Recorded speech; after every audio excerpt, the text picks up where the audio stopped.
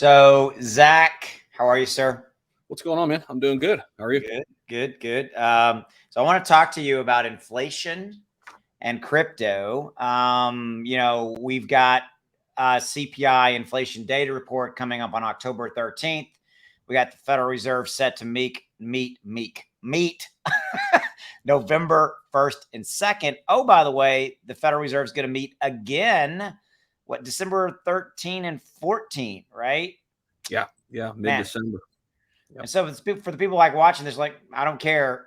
You should. And here's why. It's inflation, right, Zach, that's been the problem, and the fallout, the devastation from inflation, and the fear. I really kind of want to talk about the fear, uncertainty, and doubt in this scenario about around inflation.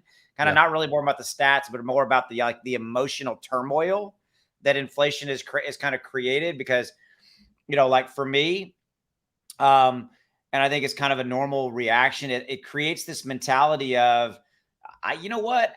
I think I might just hold on to my money a little bit, keep it in cash, keep it in fiat, maybe, keep it in stable, whatever it may be. Right. And which, there is that factor, but I also realized the fallacy, a little bit of what I heard is that still a good time to buy, some great deals. So I want, what's your thoughts on kind of the emotional toll of inflation, and hey, should you maybe be leaning in and buying a little bit?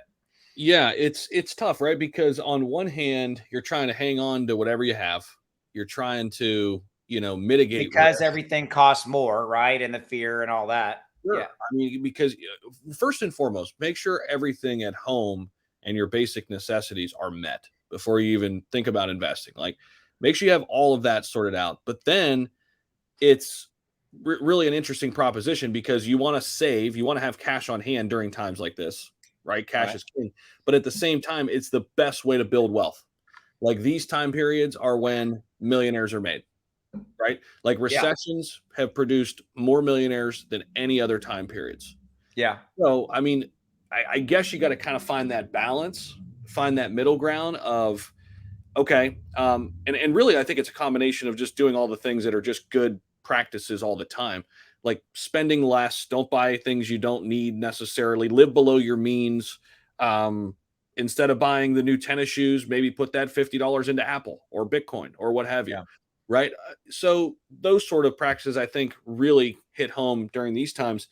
But it's tough out there, man, because just from a day-to-day perspective, life has gotten so much harder for so many people out there.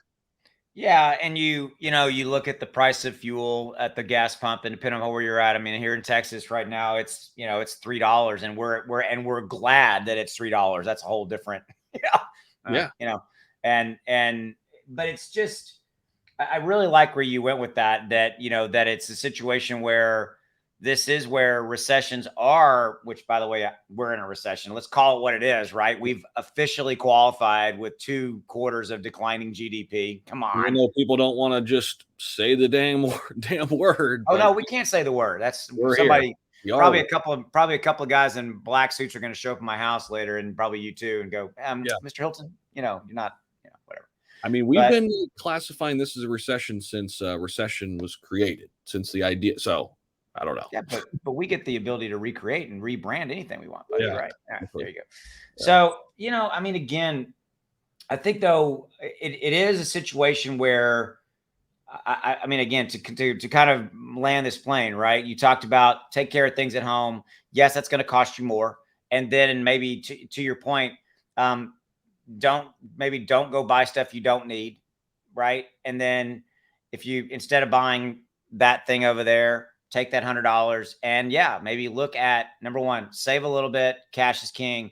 But then, yeah, I mean, look at a long-term view. Maybe buy some blue chip stocks, Apple, Tesla, whatever they may be. And then, I mean, if you want to be in crypto, buy some blue chip cryptos, Bitcoin, and Ethereum. And I still get people going, well, I can't afford a Bitcoin. You can buy $50 worth of Bitcoin. Exactly. You can still get What? fractional shares. Yeah. Yeah. I know. It's hard though for people because I remember when we first got in, like, you look at it and it's like, well, it's not worth it, right? We can't get a full one. I mean, it's immediately kind of how you think about it. But yeah, you could set, little limits on there even too, or I'm sorry, weekly buys or something like that too. Right. You want to do it passively, you could do that. There's so many different applications out there. All the major exchanges, you can, buy $20 a week or something like that. Yep. Yep. Well, I mean, yeah. So I think to wrap it up, we made our point. I think it's we've actually given some pretty good advice, not investing advice, by the way. This video is for entertainment purposes only. I think it's one of those things where if you look at it and you just make good choices, but the overriding narrative is there is so many good blue chip that are on discount, and if you can lean in a little bit, and this is where some significant wealth is made, year or two down the road as these things go up and you had locked in really, really low prices.